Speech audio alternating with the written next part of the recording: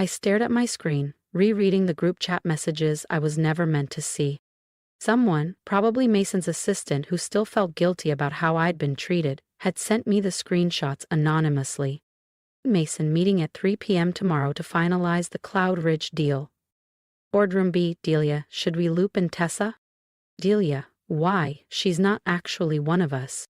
Mason, exactly, she'd probably just derail the whole thing. Remember when she tried to talk about employee equity? Delia, total joke, she doesn't get how real business works. I set the phone down slowly, my fingers tightening. The irony was almost laughable. Because I was reading their text?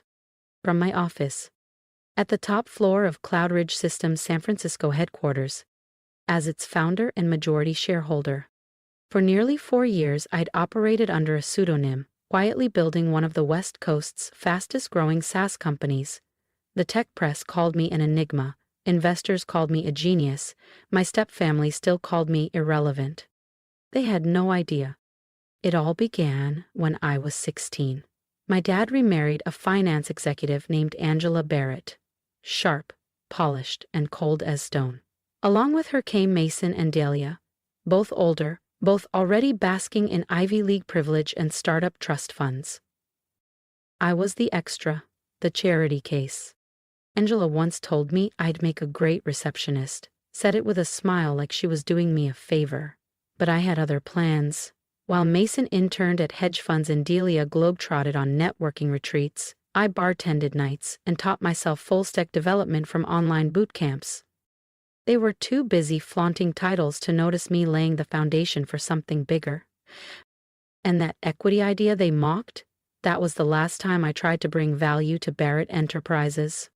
They laughed me out of the room. 2 months later, I launched CloudRidge Systems. Today, they're negotiating a buyout of my company. And they still don't know who's behind it. Not yet. That vision, tech that cared for people, not just profits, became the soul of CloudRidge Systems.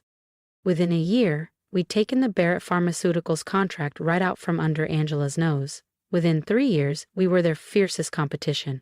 And now, after months of quiet acquisitions and strategic investor buyouts, I was about to do what once seemed unthinkable. Buy Barrett Enterprises outright. Their empire was crumbling. Decades of profit-driven leadership, out-of-touch policies, and public scandals had left them grasping for relevance. Their valuation had plummeted. Their largest clients were jumping ship. And the board? Desperate. Enter CloudRidge Systems, offering a buyout that looked like salvation. The only catch? The mysterious CEO, known only as T. Ellison, refused to attend meetings in person. Negotiations had to go through intermediaries. The Barretts never questioned it. They thought they were about to be rescued by a middle-aged tech mogul with deep pockets and no history. They had no idea. My computer pinged. A calendar reminder. Barrett Enterprises board meeting, 3:00 p.m. I had my assistant book it weeks ago, knowing full well Mason and Delia had already blocked that exact time for their private CloudRidge deal discussion. They thought they were about to impress a new partner. They were about to meet their boss. I opened my drawer and pulled out a photo. Me at 16, standing beside my dad the day we hiked the Marin Headlands. He passed away 2 years later from a stroke, leaving me with nothing but memories and a stepmother eager to erase his existence. Angela absorbed his modest consulting firm into her empire and shut me out completely. "You're grown now," she'd said, not long after his funeral. "Time to find your own path." So I did. And now, I was buying the house she built. I tapped my headset. "Elena, are we ready?" "Yes, Miss Ellison," she replied. "Legal's on standby. Their board just needs to sign. And Mason and Delia still think T. Ellison is some old Silicon Valley recluse." I smiled. They'd swooned over a Forbes profile we planted last year. An older man, wise and reserved. Exactly their idea of power. "Good," I said. "Make sure the boardroom camera's rolling. I want their reactions documented." Then I stepped into the private bathroom. The woman in the mirror was unrecognizable from the teenager they once dismissed. Straight posture, impeccable suit, hair smooth, smile steady. Let's show them who I've become. The final piece of the illusion slid into place. a pair of sleek designer glasses. I didn't need them, but they softened my features just enough. For anyone who hadn't seen me since I was a teenager, I'd be just another polished executive. Mrs. Ellison. Elena's voice came through the intercom, calm and efficient. The Barrett siblings have arrived. They're in Boardroom 3B. And the camera? Live feed is running. Would you like to watch? I tapped my laptop and opened the stream. Mason and Delia Barrett, still smug, still dressed like they walked out of a luxury brand catalog. Mason was scrolling through something on his phone, showing Delia with a smirk. She laughed. Sharp, fake, familiar. Can you believe Tessa actually applied for a job here? Mason said. As a product manager, like CloudRidge would hire someone like that. Delia snorted. Did you see the resume? San Jose State? Please. I heard she's stuck writing code for some nobody startup. Pathetic. I didn't flinch, because they were supposed to say that. I wanted them to. That resume was mine. A fabricated identity, an outdated photo, carefully planted bait. I'd known they'd mock it. They thought I wanted in. They had no idea I'd already built the house. I checked the clock. 2:25 p.m. Almost showtime. Elena, I said into the mic, please let the Barretts know the meeting will begin a few minutes early, and when you announce me, refer to me as Miss Ellison. I stood, straightening the lapels of my black suit. I gathered the folders with the final documents. 15 years of being dismissed, pushed out, called a disappointment, of watching them waste every opportunity they were handed, it all led to this room, this moment. I thought of my father, how proud he'd been when I built my first app at 13, how he told me that success wasn't about inheritance, it was about resilience, about building something from nothing. Ready when you are, Ms. Ellison, Elena said. I took one last glance in the mirror, adjusted my glasses, picked up the documents. And I walked toward Boardroom 3B. Each click of my heels on the marble felt like justice. Through the glass, I saw Mason and Delia still laughing, still comfortable, still clueless. Elena stood by the door, composed as ever, one hand on the handle. She had been with me since the early CloudRidge days, one of the very few who knew everything.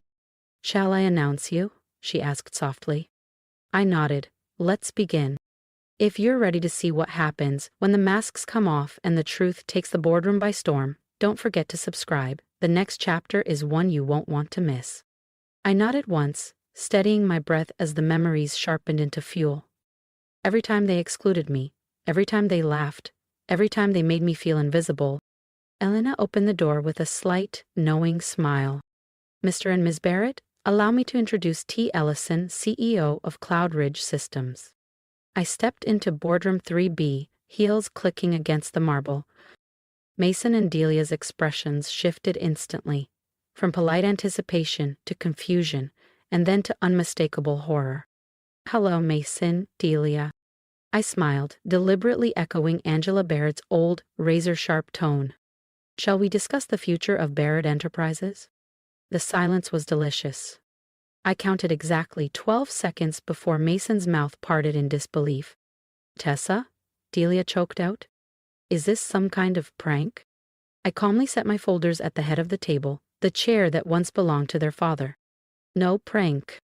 I gave a small, measured smile. Although your comments earlier about my resume were very entertaining.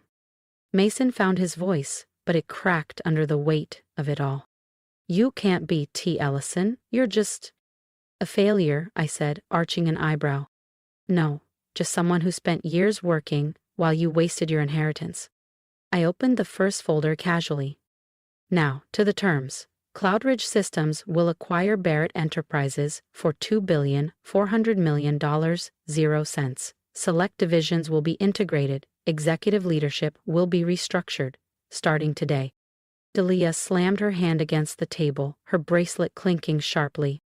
You lied to everyone, pretended to be someone else.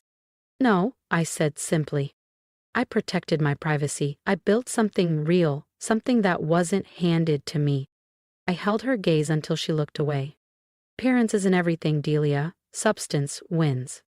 Mason's fists clenched. Mom's going to hear about this. The board already signed off, I interrupted smoothly. Angela included. She just didn't know whose offer she was signing. A slow smile crossed my lips. I look forward to seeing her face too. I could almost hear the gears grinding in their heads, the calculations, the fear. They knew it was over. What do you want from us? Delia asked finally, voice tight. Want? I leaned back in the chair, perfectly calm. I already have it. Ownership, control, legacy. I flipped open another folder. Now, let's talk about your severance packages. Though there are a few staffing adjustments I'd like to discuss, I said, coolly. Mason's face drained of color. You're firing us? Not quite. I slid two neatly prepared documents across the table. I'm offering you both positions more aligned with your actual competencies. Mason, you'll transition to Assistant Director of Client Relations. Delia, Junior Project Coordinator. Significant salary reductions, of course, but you'll be eligible for the employee wellness and benefits package you mocked years ago. Delia's jaw dropped. This is insane. We're not accepting that. It's your choice. I kept my voice level, unemotional. You're welcome to seek employment elsewhere. Just keep in mind your non-compete clauses are still active. And with Barrett Enterprises no longer independent, well, opportunities may be limited. Mason slumped back into his chair, eyes unfocused. You've been planning this for years, haven't you? Not planning, just working. While you were coasting, I was building something that mattered. Now I'm giving you a choice I never had. I stood, straightened my jacket, and gathered my folders. You have until 9 a.m. tomorrow to decide. If you accept, HR will onboard you. If not, security will escort you out. I turned to leave when Delia's voice called after me, brittle and desperate. Wait, what about Mom? What are you going to do to her? I paused at the door. Angela made her decisions 15 years ago. Now she'll face the outcome. I glanced over my shoulder. Oh, and don't bother warning her, she's already in a board meeting, one where she's about to meet T. Ellison for the first time. The second meeting of the day was already in motion. Held in the largest conference suite on the top floor, with full glass walls and a panoramic view of the bay. I saw Angela seated at the center, radiant as ever, her posture sharp, her eyes scanning confidently, no doubt already scheming how to charm the mysterious CEO into letting her stay. Eleni was waiting outside. They're all ready for you, Miss Ellison. Should I announce you? No, I said quietly, smiling. I think I'll do this one myself. I stepped into the room and watched as Angela Barrett's flawless expression finally cracked. Good afternoon, I said to the room, but my eyes never left Angela Barrett. I'm Tessa Ellison, CEO of CloudRidge Systems, though some of you may remember me as Tessa Grayson. The room stilled. Angela's composure faltered just slightly, enough for me to notice. The next hour, a masterclass in quiet corporate reckoning. I laid out CloudRidge's vision for Barrett Enterprises, modernization across systems, full integration into our tech ecosystem, and a restructured leadership model with an emphasis on merit, equity, and employee well-being. Angela sat motionless, lips drawn tight, as I carefully rewrote everything she'd spent years building, from the top-down culture of entitlement to the archaic benefits policy that left employees behind. When the meeting ended, she tried to slip away with the other board members, as if she hadn't just been publicly outmaneuvered. But I wasn't finished. Angela, I said, stopping her at the door. A moment. She turned slowly, and for the first time in 15 years I saw something in her expression I had never seen before. A fear? How? She asked quietly. How did I build CloudRidge? I leaned against the table. How did I buy out the company you thought I was never good enough for? Same answer. I worked for it. While you shut doors, I built new ones. She said nothing. This isn't revenge, Angela. This is justice. This is a lesson that success isn't inherited. It's earned. With grit, with purpose, with people who believe in more than image. She flinched, just slightly. So what now? She asked, voice brittle. You tear it all down? No, I make it better. Barrett Enterprises will now operate as a division of CloudRidge, focused on socially driven tech. Your legacy won't vanish, but it will evolve. She swallowed. And me? You'll keep your board seat, I replied. But as a minor shareholder, your voting power is now limited. I smiled. Consider it a lesson in humility. As she turned to go, I added casually, "Oh, and Angela, Sunday dinner? I think I'll be attending after all." The weeks that followed were a quiet storm of change. Mason and Delia took their demoted roles reluctantly, but they were learning about work, respect, and responsibility. Angela remained silent in boardrooms, but sometimes she watched me with something between suspicion and reluctant admiration. The media spun it as a revenge tale, but to me, it was restoration. The real story was in the transformation. Barrett employees finally felt seen, heard, empowered. That was the legacy I wanted. Innovation thrived. The company that once stood as a symbol of elite entitlement had transformed into a shining example of inclusive, future-forward workplace culture. 1 year after the acquisition, I sat in my corner office, overlooking the San Francisco skyline, scanning the latest quarterly reports. Barrett Enterprises, now a division of CloudRidge Systems, had seen a 42% increase in profits, largely driven by the employee-focused software platforms I'd envisioned years ago. And to my surprise, Mason had begun to thrive. Once he learned to listen, really listen to clients instead of talking over them, he discovered he had value beyond his last name. Delia, too, had found her rhythm. Structure, accountability, and actual responsibility had awakened a skill set she never knew she had. There was a nod. "Miss Ellison, your step-siblings are here for their quarterly review," Elena said. I nodded, glancing briefly out the window. The view had changed, just like we all had. "Send them in." Mason and Delia entered quietly. No designer flash, no smug grins. Just calm, focused expressions shaped by a year of learning and growth. "Please, sit." I gestured to the chairs across from my desk. "Let's talk about your progress." As we reviewed their development goals, I thought of my father.